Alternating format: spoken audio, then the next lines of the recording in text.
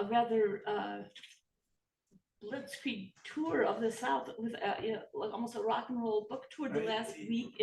I'm basically a rock star, yes. In Dash, how many cities have you visited? Well, we actually just started last week. So we started in Atlanta. That was the launch. And then I was in Oxford, Mississippi the next day. And then we kind of took the weekend off. And this week, y'all will appreciate this because not everybody understands North Carolina geography very well. But I was in Raleigh last night. I'm in Asheville today, and I'm in Durham tomorrow. So, but I have an awesome van. You should check out the van if you get a chance. And it's like, it's great. It's basically the book cover. It's wrapped with the book cover. Yeah. It's really celebratory. Yeah. Before we get into my questions, I just have a few questions. And this book is, there's so much here. It is so comprehensive, and we'll never even scrape the surface tonight. But before we do, I'd like to hear in your own words, if you have a certain passage you'd like to share to start things off. I'd love to. And this will be a little bit on the long side. It's about 37 pages. Is that okay? Oh yeah, that's right. I'll read fast. But this is the beginning of the book proper. It's the opening section of a chapter called Steak Dinners and Grady Moments. And I hope it will give you a feel for the book as a whole. I was a 24-year-old graduate student at an English university, fresh-faced and out of place, when I met my first Canadian over a steak dinner. At least I assumed it was steak. The meat and potatoes dinner meal was what one would expect in England, cooked for too long and with little inspiration. I had known enough about England to anticipate that much, but I had never had enough interaction with Canadians or the idea of Canadians to have any expectations of them. They simply never entered any discussion of any kind in my youth in Atlanta, Georgia. I'm sure there were Canadians about then, but I hadn't ever heard one speak a word of any language until the one sitting across from me at dinner said, "You know, the thing about America is you can travel everywhere and the accents all sound pretty much the same." I was too busy choking on my aggressively unsalted roast potatoes to protest this outrageous thesis with words. To be fair, had I given any thought to it at the time, I probably would have thought that Canadians all talk the same too, eh? Ignorance, it turns out, is no respecter of geography. It is, however, curable. The only problem is that you have to recognize your ignorance as ignorance if you would like to be cured of it. Within a year of this jarring episode, I shared a house with a different Canadian, and quickly came to discover that not all Canadians share such a monolithic view of their neighbors. Canadian number 2 was doing a doctoral dissertation on Anglo-American relations during the Civil War. So despite having traveled 4,000 miles to study theology at a medieval institution, it turned out that I hadn't made it very far from home at all. One of our housemates, who was from the home counties in England, not Canada, often suggested we have a barbecue at the row house we co-rented on St. Luke Street. I tried in vain to explain that barbecue is something that you eat, not something that you host, but it was wasted breath trying to correct an English person on how to use the English language. Instead, I directed my voluntary diplomatic efforts on behalf of my home region to disabusing Canadians, English people, and other Europeans of their New York-centric view of the United States and their apparent prejudicial aversions to the American South. In the inevitable event that you should come to the United States, I tried to persuade them. Sure, you should visit New York, but also go see Charleston, Savannah, Mobile even. Everyone goes to New York, but not everyone sees it, of course. More people should visit Savannah and Charleston. Like you, long lost Canadian linguist friend, you should definitely visit Savannah. Then you would stop saying that all Americans talk the same. Defensiveness is often the default position of Southerners, especially when they find themselves outside of the South assuming the role of ambassadors for their region against the prevailing prejudices against the place, often correcting unbelievably durable misconceptions by exaggerating the region's best qualities with an almost religious fervor. But both postures reflect the basic "it's not what you think" sort of approach. If even supremely tolerant and overeducated Canadians are prone to those prejudices, then no one is safe from them. And defensiveness was the posture I assumed when faced with what was clearly an empirically falsifiable theory. "You should see Charleston," I said. I thought I knew then what I was actually recommending. Had I myself ever actually seen Charleston? The South, I would come to know later after spending at least 2 decades wandering around its less traveled roads, might not feel quite so homely to an English or Canadian person, or even a Southerner. Many visitors come here looking for something they have already seen, whether in a movie or an in-flight magazine. What many seek is often some version of the Terra myth, an idealized and whitewashed and domesticated rehash of the old South that makes for attractive book covers and postcards and blockbuster motion pictures, if not for self-informing history. All of which might amount to little more than a toothless fancy, were we Southerners not so obliging in catering to market demand for such manufactured nostalgia, or if we didn't invent the myth in the first place. At the time of my apologia for Charleston and Savannah, I had not seen that much of the South myself, and my suggestion that others do so was founded on pretty slim lived experience. Perhaps I was simply confirming the Terra myth to them, replacing one tabloid version of my region with another. So after the presumably steak dinner, I returned to my spectacularly unfurnished room, silently bemoaning the ignorance of my Canadian colleague, sublimely oblivious to the depth of my own.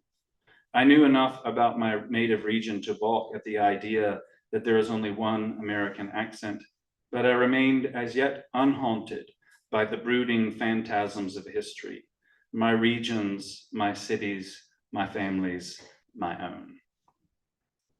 Thanks, you've been a great audience. Thanks for coming.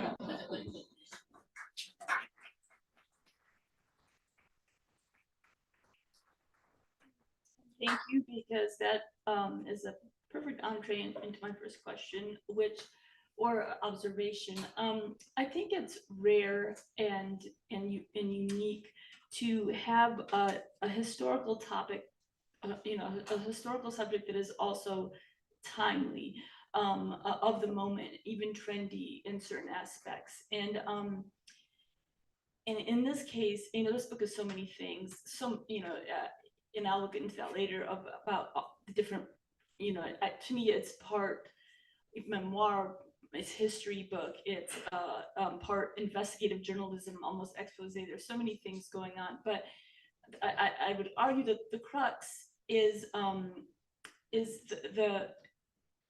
reckoning of the white Southerner with the troubling legacy of his or her ancestors, of their ancestors, of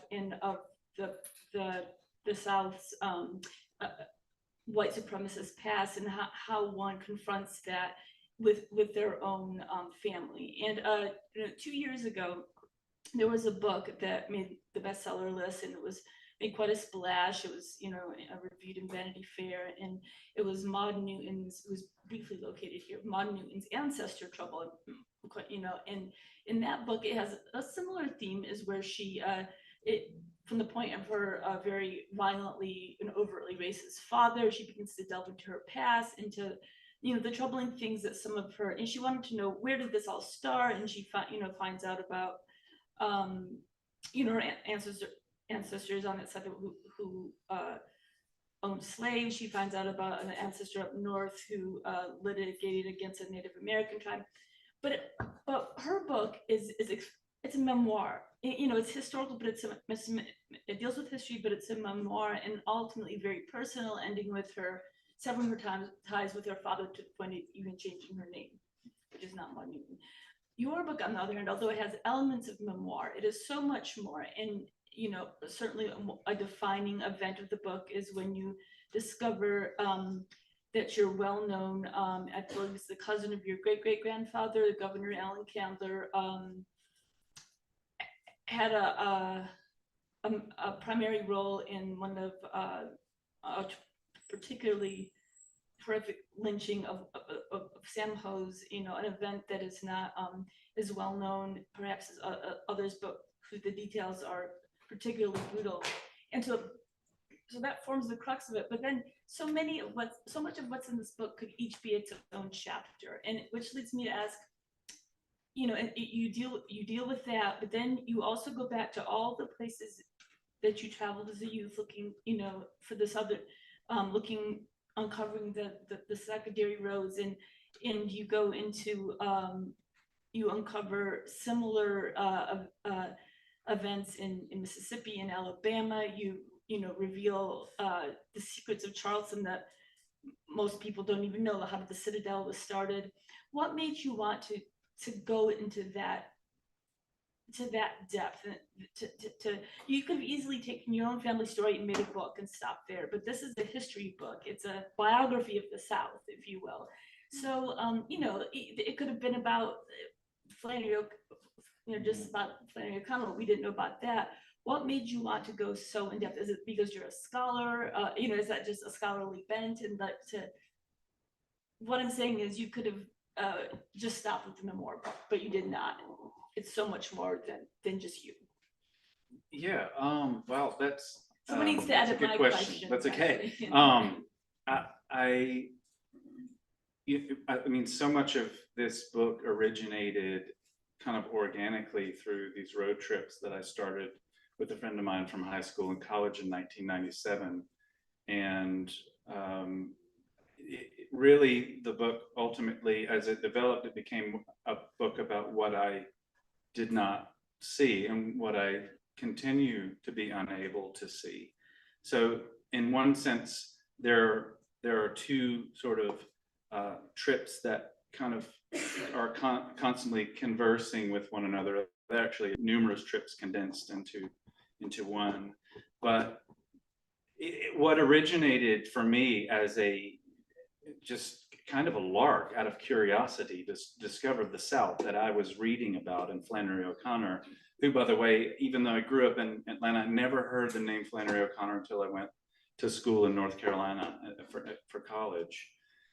And I should also say that at that time, around 1997, Atlanta itself was going through a pretty dramatic transformation after the Olympics. And I actually worked in a bookstore, not unlike Malaprop's, that was a legendary institution in Atlanta, and it went under about that time. So we were seeing a lot of things that were familiar just basically disappear. So it kind of began as this sort of just curiosity about the region, and about, is there still like something of this place that O'Connor writes about? Is it real, or is it are there vestiges of it that remain? And then that sort of developed into, after going back 20 years later, and photography is actually a key element in this story. I was suddenly aware, because of what had happened, what I had learned in the meantime, and how the cultural conversation about the region had really shifted. I was suddenly aware of all of the things that, not all of them, but many of the things that I didn't notice the first few times around. So the trip aspect of it, the kind of road part of it, is kind of essential to, I mean, it is a metaphor, it's a very rich metaphor for a journey and a development and progress, but it's also literal, in this case, a series of literal journeys across the South that became something quite different than they were when they started. So many Southern stories, I think, are about that journey, that odyssey on the road, and the eccentric characters that would become almost guides that you meet along the way. Many of whom show up in this book. And it's interesting, if you could go back to the time when you first started doing this, you know, in your 20s, but it was set today with all the knowledge that we have today. I wonder if it would be different, because I think that this goes back again to researching one's family, one's DNA. Like your elders can tell you when you're young, oh, this important person in our past, or this interesting villain in our past, and you get it, but you don't care, because you're too, in your 20s, you're still forming your own self. And I think, do you think that it's almost, it takes maturing and getting older and having life experiences to go into the depth that you did? I mean, do you think that someone could, you know, knowing all that we know today about things that were used to be covered up, maybe would they make the same journey, or does it take going back like you did? Do you think that as a, you know, it takes having life experience, your own life experiences? Yeah, and I do say somewhere in the book that you can't really visit the South.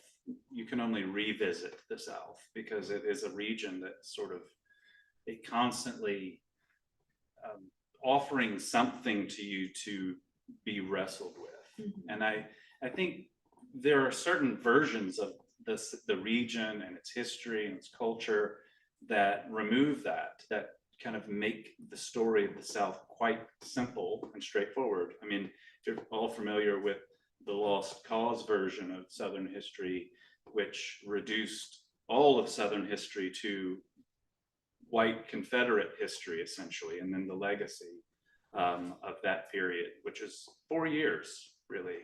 But that is also one of the stories that an example of the way that story is incarnated in the landscape is that when I was in my 20s, Confederate monuments are just everywhere. And it's not something that I even questioned when I was 25 or even 30, because it's just part of the landscape. You don't notice when you see that they're so, you know. You just kind of assume that they were there. I'll give you another example. Like growing up in Georgia, the rebel flag was part of the state flag until 2001. I just kind of thought, well, it had always been that way, at least since, you know, maybe the Civil War. And of course, it was only put there in 1956 as a response to Brown v. Board of Education. So it's a quite deliberate statement against integration. And things like that began to sort of pop up around me. And I began to sort of think, oh, well, these objects on the landscape have a history. I mean, as individuals, we have a history. And they didn't just kind of come up out of the ground. They were put there for a reason, and by people who made specific choices. And the timing of them was another thing that never occurred to me until we went back after 2018. And then, you know, suddenly Confederate monuments were like visible for the first time, if that makes sense to me anyway. They were no longer just a part of the landscape. And I'll give you one example from the book that is from Tuskegee, Alabama. And this is a good illustration of how the sort of back, you know, seeing it in my 20s or not seeing it in my 20s, and then going back and seeing something I hadn't noticed the first time. When we went in 1997, we did the things you are supposed to go to Tuskegee for. We see Booker T. Washington's grave, his home, the campus, and you know, that was about it. Well, 20 years later, we went back to Tuskegee and came in just by sort of, I won't call it happenstance, but we came in from a different side of town into the actual town of Tuskegee, and which is you know, it's different than the Tuskegee Institute, now Tuskegee University. And there is a square, there's a courthouse square. The courthouse is in the middle of the square, like it is in some places, but it's off to the side. But the square itself is a big Confederate monument in the middle of it. And it was put there in 1906.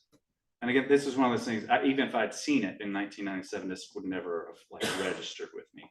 But when we went back, I noticed, oh, this was 1906 was the 25th anniversary of the Tuskegee the founding of the Tuskegee Institute, which was a huge deal. I mean, this was like front page of the New York Times. It was a big kind of gala celebration.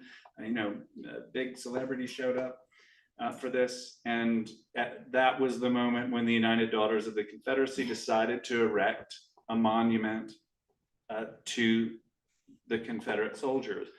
And that's not an accident. I mean, they were using that wave of publicity.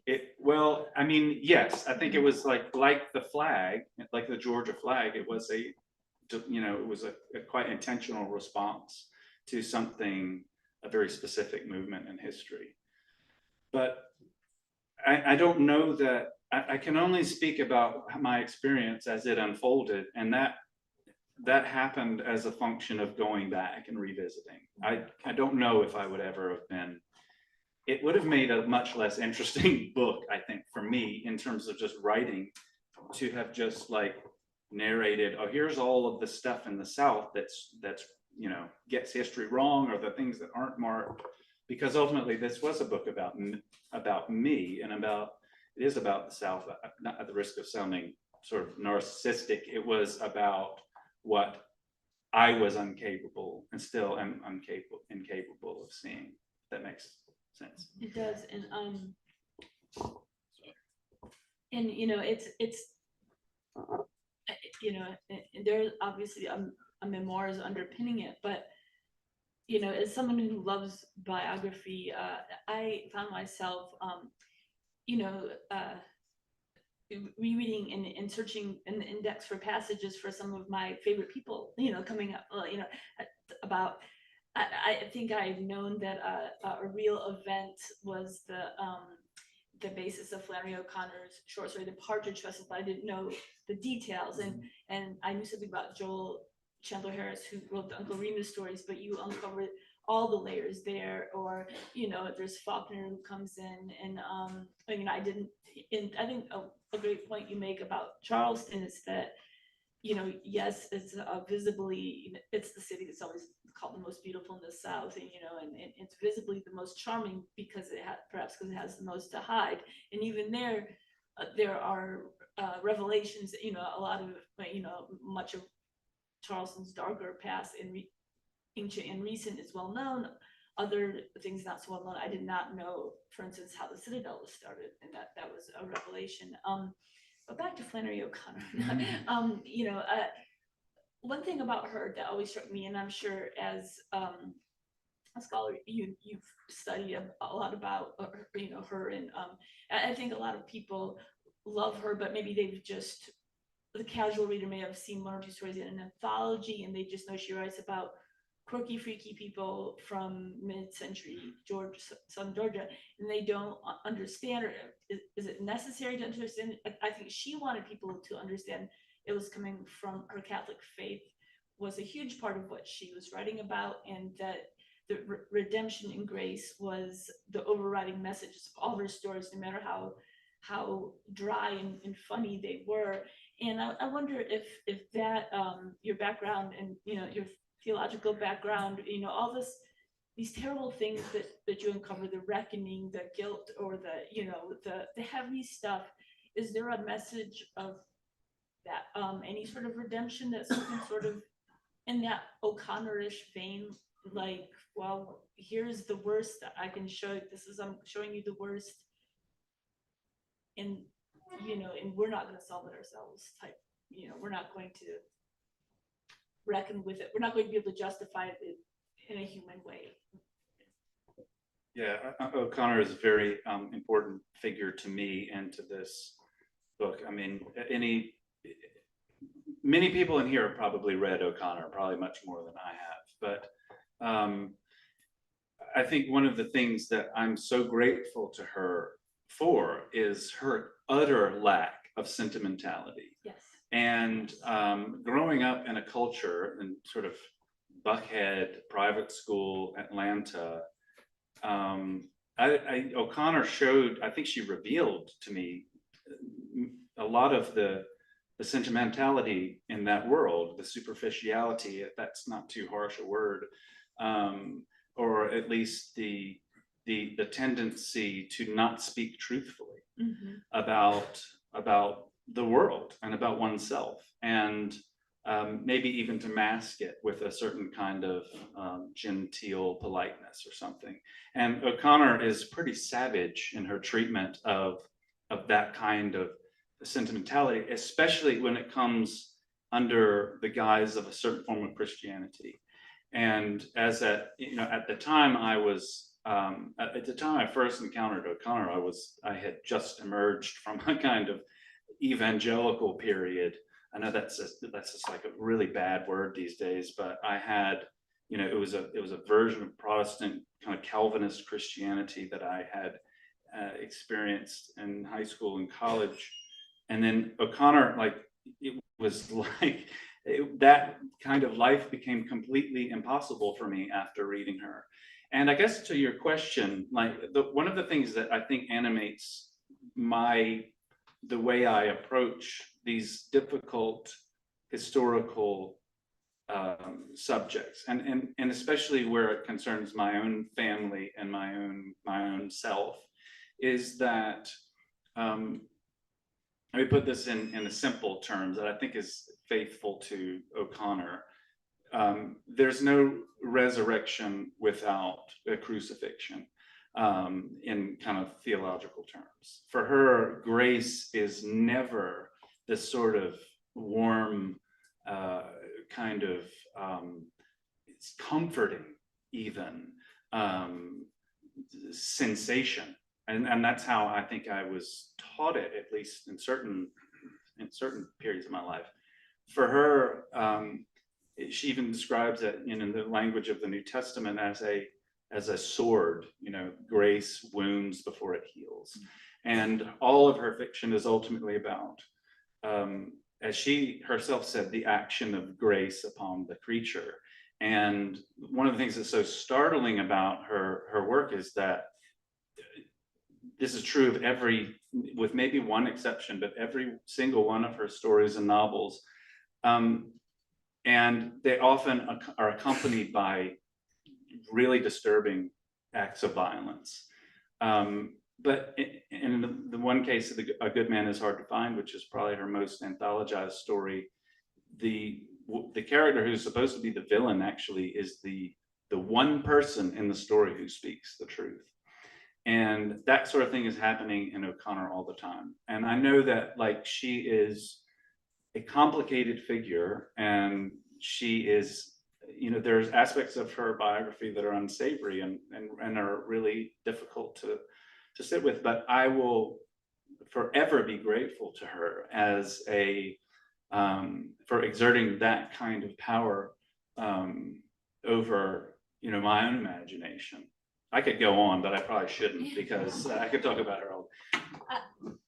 I like that you brought up how the unsentimentality of her fiction, because I got a biography of her. I think it's Brad Gooch's biography, and one thing that was sort of fun and catty was that how much she dished about fellow Southern writers who are very beloved writers. She had nothing good to say about Carson McCullers, and she said that Harper Lee's To Kill a Mockingbird was okay for children, meaning it was simplistic. Yeah.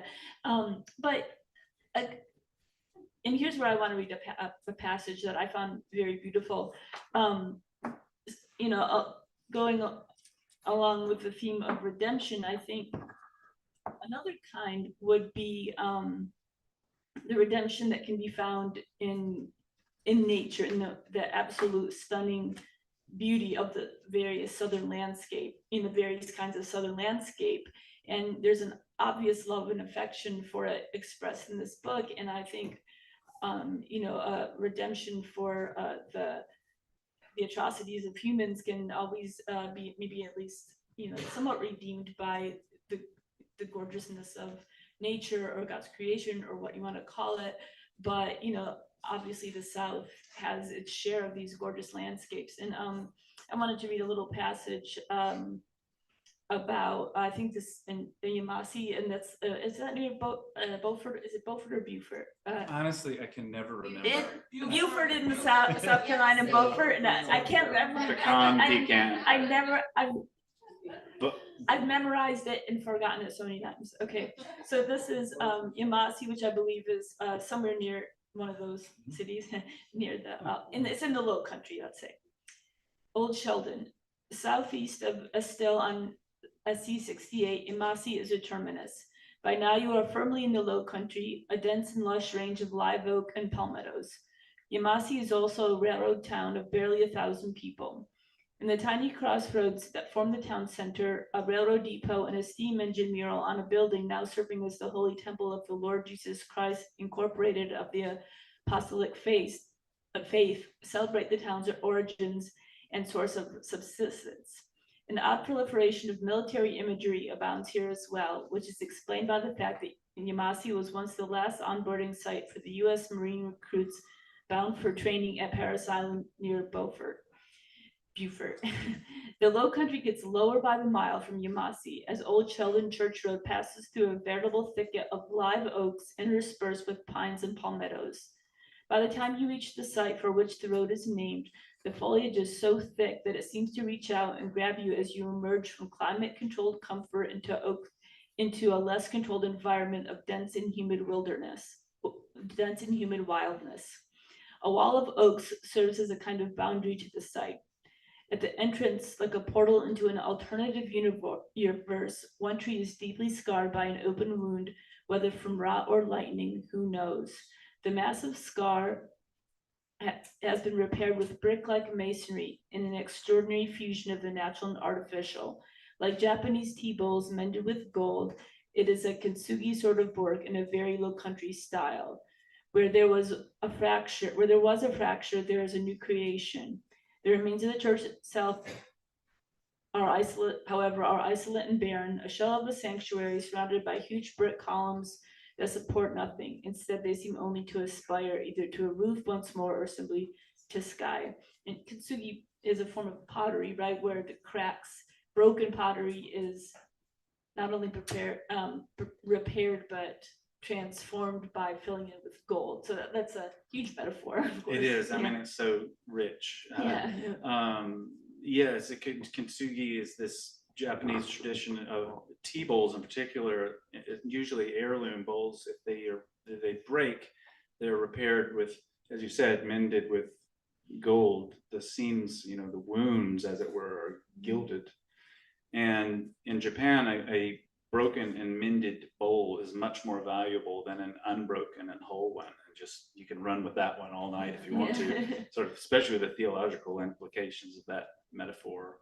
And a friend of mine who is a Japanese American artist who introduced me to kintsugi and told me that he heard that in Japan, families will sometimes, if a bowl breaks, if a bowl breaks, a family might hang on to the fragments for generations until they're ready to put them back together. And for me, that was I felt like that was kind of an analogy for what I was doing in this book. I wasn't trying to reconcile anything in a way, and redemption really isn't even the goal of this book. I simply wanted to gather the fragments because they had been lost, they'd been dispersed, they'd been hidden, they'd been further broken.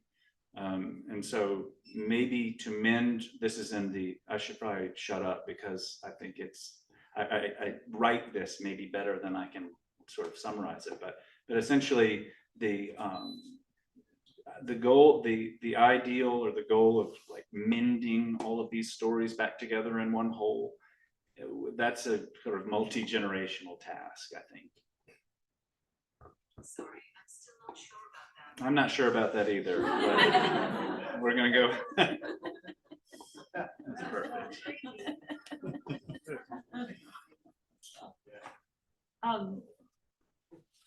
There with stories coming out, people exploring their past more, I mentioned the Modern book, or other similar stories of people, or even not even people that are writing books about it, but DNA genealogy is such an interesting thing. You never, it's getting more sophisticated all the time. You never know what you might find out about a relative, and it can be great story material, if nothing else. But it's, do you think that coming from such a prominent family in Georgia, do you think that when one comes from a family whose name is well known, there's an increased responsibility for, or maybe not such a heavy word, but sort of, in that vein, a duty to almost own up, or to talk about it? I told my friend who lives in Atlanta that she should go see your opening at that was the Margaret Mitchell House, and I told her a little bit about the background of the book, and she's like, "Wow, no kidding!" She has a little girl. She said, "I have my daughter in the playground at Candler Park at this very minute." So she, So what do you think about that? Is there more of an onus to speak about it, and then especially if you have a background in academia and you have the platform? I don't know, honestly. I probably, Mhm. but I guess in my case, what drove me was I do feel like there was a sense of responsibility, a kind of public duty or something like that. But it was also because there was like an inverse relationship between, I guess, that how prominent the Candler family was at a particular part, especially a particular period of Atlanta's history, like from the late 19th and early 20th century, and a proportional relationship inversely between that and the silence with which that covered our history during this period. And I guess what I mean by that is when I write about some of my ancestors and their cousins, and what they were up to in the 19th century, and how, for example, Governor Candler ran basically on a pro-lynching platform, and when the Sam Hose episode, he didn't quite applaud it, but it was pretty close. And when I'm uncovering all of these things, the uncovering isn't really the right word, because everything that I came to learn about my family's history, I learned from the newspaper. I learned from, books. It wasn't like I found some Foot Locker at the bottom of Lake Lanier that had like all of these undiscovered manuscripts and letters. It was all public knowledge.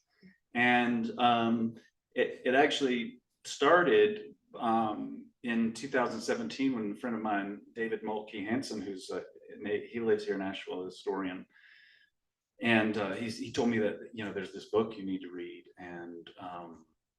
and he's the type of person that when he says there's a book you need to read, you need to read that book. That's definitely on the list. But he said, yeah, it's called At the Altar of Lynching: The Burning of Sam Hose. I was like, that sounds like a really intense book. I'd never heard the name Sam Hose before. And he goes, yeah, your family comes up in it a lot. And I wasn't really prepared for that. But then it kind of eventually dawned on me that like there are people out there who know way more about my family than I do, and like who study this stuff, like written books about it, and it's almost embarrassing. But I think what it really spoke to was not that so much as the extent of and the depth of like generations of psychological, mental, spiritual labor put into not talking about subjects that were public knowledge. And that is the phenomenon, the pathos or whatever, that really kind of drove me. And so, I mean, it's kind of absurd, really, in a way, just like why pretend these stories don't exist when like it seems like a lot of other people know about them. And there are obviously like layers to that phenomenon that are going to take. Sorry to my children who are here, because they're going to have to keep working on this one too, because I think it's a really tough one. But yes, I do feel if there's one virtue, I felt like many of that generation of Candlers, I felt a little bit inspired by, was a sense of, I mean, they're very philanthropic people and very generous. And I'm not, running a soft drink company, so I don't have like millions of dollars to give to charitable causes, but I felt like my own sort of, in a weird way, kind of contribution maybe to that family legacy was to at least try to hand on to my kids a more truthful version of who they come from. Yes. And certainly even, there's there might be the worst person in a family, but there's also so many characters that you want your kids to know too. There's instances of bravery and just general eccentricity coming from the South. And of all the places you visited or revisited, what place surprised you the most? Like, what place did you say, wow, I thought I knew this place, but look how it's changed? Or what place surprised you by being so much more than you thought it would be? I found the portion about Memphis very fascinating. I was only there once, and it was about 96 or 97, and even then people the story about the Pyramid Conference Center, and there was but what place surprised you the most? Oh man, I mean, there are so many. I mean, in many ways, like my hometown is probably the one that surprised me the most, because it's the one I thought I knew, but I don't really. But if there's one place that my mind immediately went to, the Mississippi Delta, which I find like so mysterious and so beautiful and so troubled and so complicated, and more like of America's contributions to world culture have come out of the Mississippi Delta. And this makes no sense. Like, if you know the history of the Delta, is like serious poverty, serious racial violence. I mean, Emmett Till, alone, and that's just one example. But it's like a paradox, and every time I go back, there's something else that I didn't know before. In fact, the very last section of this book that I wrote was the section on the Delta, because in August of last year, I had just come back from the Delta, and I had to, because of that experience, I had to go back and rewrite a lot of what I had, or add to at least what I had said about the Delta. And I thought, I've got to cut this off, because this is going to have to be constantly be revised, because of this place is just, it's sort of perpetually revealing something to you, and maybe something about yourself. So that's probably why I find it so weirdly appealing. I think we're ready for questions now. Okay. Okay. Yeah. And so remember, take pity on Melanie's memory, so that she doesn't have to memorize everything you say, your preambles and your question deep inside. Let's let the live audience, somebody want to be the point of the spear. And yes. I have a question. When you write about the past and the present, you must also think about the future. What future do you see for the South? So could you repeat it, please, Melanie? He said, when in Pete's writing, he writes a lot about the past and the present, and he wants to know what future what future do you envision for the South? Man, that's really a good question. I don't know if I have a very good answer, but I actually feel pretty good about the future of this region, if for no other reason that like truthfulness about our past seems to be a little bit more important to us now. And I think, you know, the lost cause version of history that I described, which is basically like equates, and even you use the term Southern culture, it evokes, you know, white men with like pickup trucks or something. And like that's the legacy of the lost cause version of history, which is the South equals white male culture. And that is really boring. Like it is like the most boring version of the South. And so if anything, to be freed of that opens us up to the incredible diversity and richness of this region. I mean, I don't really like, you know, the whole sort of North v South and like how we're better or they're just as bad as we were. I'm not interested in any of that. But I will say that it just isn't. It is incredible that some of maybe America's only distinctive art forms in terms of music all come from really Mississippi. I mean, Mississippi alone is responsible for so much. I mean, in Louisiana, you know, jazz, the blues. And so I think at the very least, my kids are going to inherit a version of the South that is a lot more interesting and more honest and than the version that I got. That's maybe not much, but it's not nothing. Okay, so question from the virtual audience. You don't have to memorize these. So question from the virtual audience. Could you talk a little bit about your writing process, please? What's a typical day in the writing life, if there is one, of Pete Cantor? Gosh, no, there is not a typical one. I found that having, you know, 4 boys and at home, you know, many of them were at home during the course of writing this book. You just had to write when it was possible, you know, in the moments. And I actually got fairly good, or at least better at being productive when I had to be, rather than, you know, when I started all this, you know, the life of a writer is like, I'm gonna go sit and contemplate beauty, and then whatever the muses deliver to me, I will put on the page, and that's all. It doesn't work like that at all.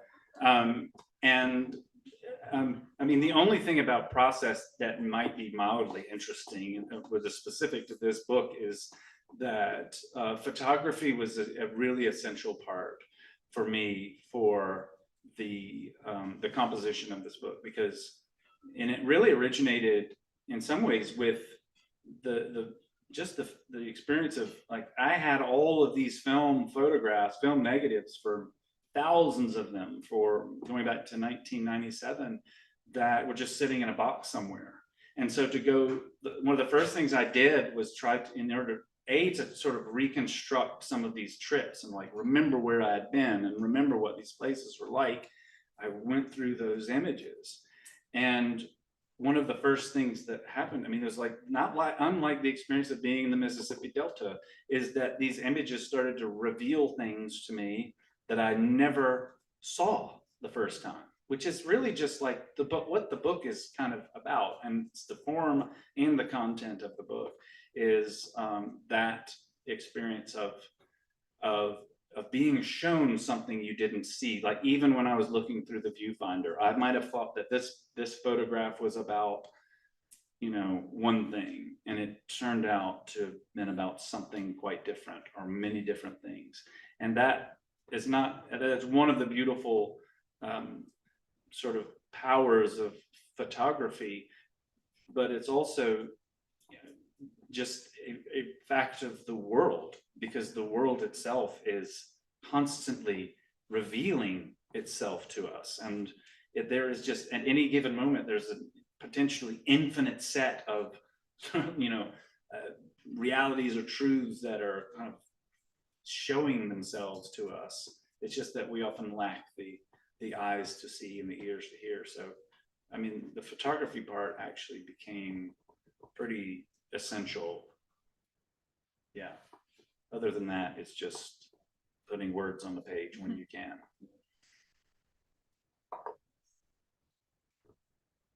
Yeah, I wonder if, as a writer of this, you're dealing with kind of the reckoning of complicity, history, whether or not it's your own complicity or just your proximity to that complicity.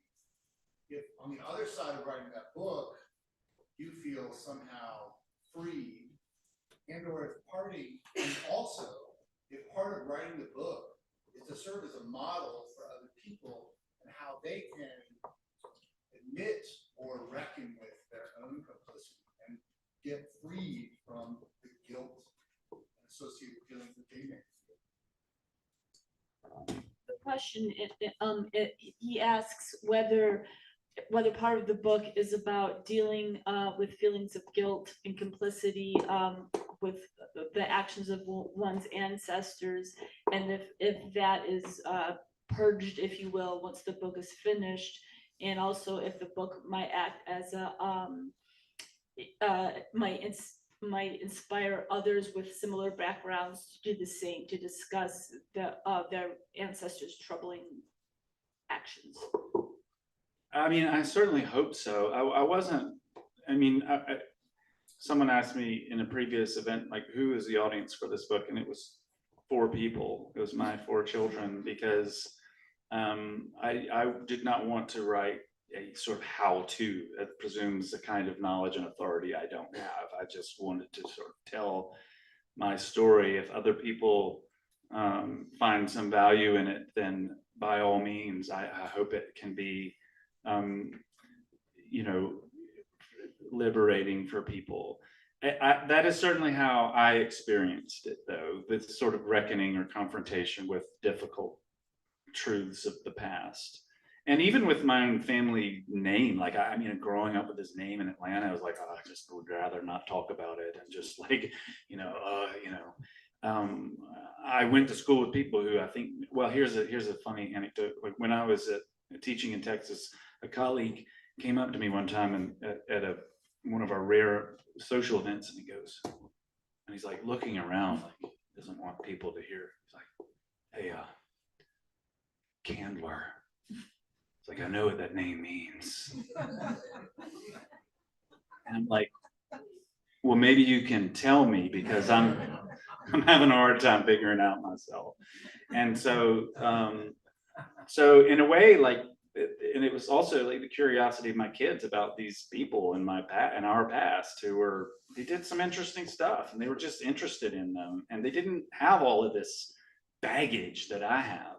And so embracing that actually it allowed me to kind of let go of it in a weird way. So I mean, just sort of owning it a little bit, and then I don't have to like necessarily carry this so much. But I thought maybe I'd read a passage. Chris's question was not a plant, I promise, but that it does. I think I'm better on paper here. So if I can just read a short paragraph that I think answers your question. And this brings us back to O'Connor. O'Connor's work helped introduce me to a South I had little experience with, but she also introduced me to the idea that hope for oneself, for one's city, for one's nation is only to be found in an honest and often violent confrontation with the past, one's own, one's cities, and one's nations. Mythologies may be soothing and even good for tourism, but they cannot save us. O'Connor showed me that there is no future for any of us without a clear-eyed and unsentimental reckoning with our own complicity in the suffering of others. That there is nothing more terrifying, exciting, and liberating than the unlearning of untruths, the dethroning of the self and its enabling illusions, the freedom of spaces newly opened up where lies once were. We have time for one more question. I have sort of a question. Of course, I love the food of the South, which I also think is a unique melding of cultures. Barbecue. If you do, what is the best? Okay, so now you're getting into like really hard, we're gonna get into serious trouble with this one. Oh, sorry. The question is. Yeah. The motif is that barbecue is important, necessary, and what is your favorite of all the versions of the South, the competing versions, and it matters what the answer is. This is like in North Carolina, yeah, this is like, we could start a war here. I do eat barbecue, and I probably have an unhealthy relationship to it. I love a pork barbecue, and I spent some time in Texas, and it's all beef, and that just never felt right to me. But a lot of Texas didn't feel quite right to me. But man, if I had to pick like some of my favorite barbecue, oh man, I mean, Asheville is very blessed to have some really good barbecue restaurants.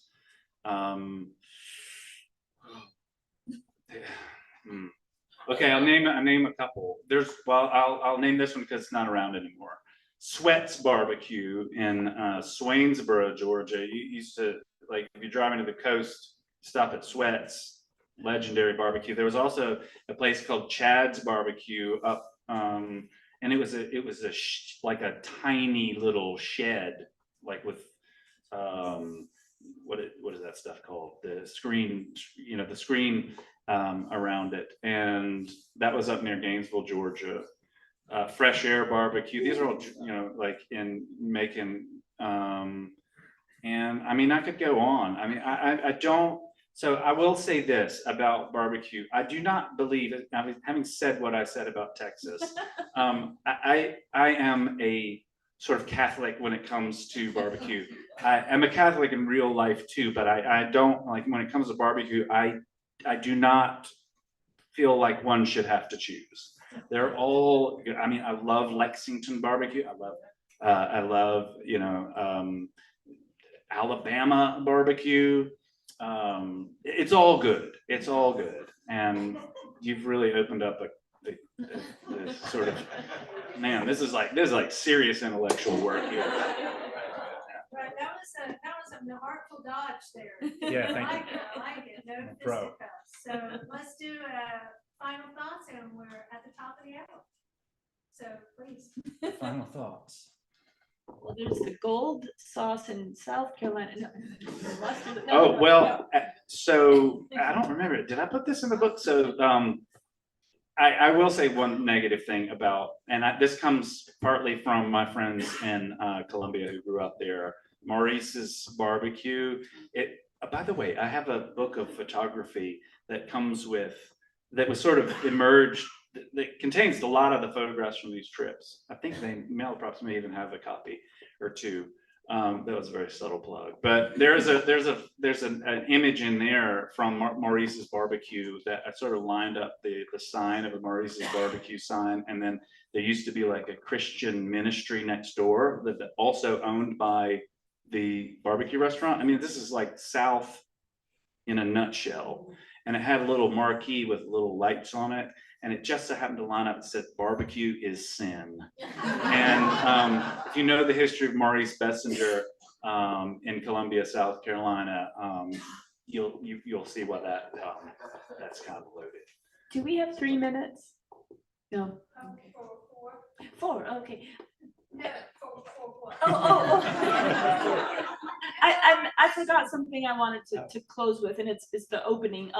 Tell us how you came to get a foreword for your book from Roseanne Cash, because I think that's an interesting, the people, that. Yeah, well, I mean, so the short version is the first thing I ever published in 2003 was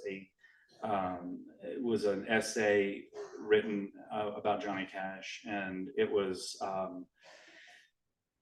it was published right after his death, and it somehow made its way to Roseanne's inbox or whatever, and she read it, and she said she wanted to get in touch with the author, and basically, like, we struck up a friendship that has 20 years now, that she's been, I mean, I'm very, very grateful, because she's not only an incredibly gifted writer, songwriter, musician, singer.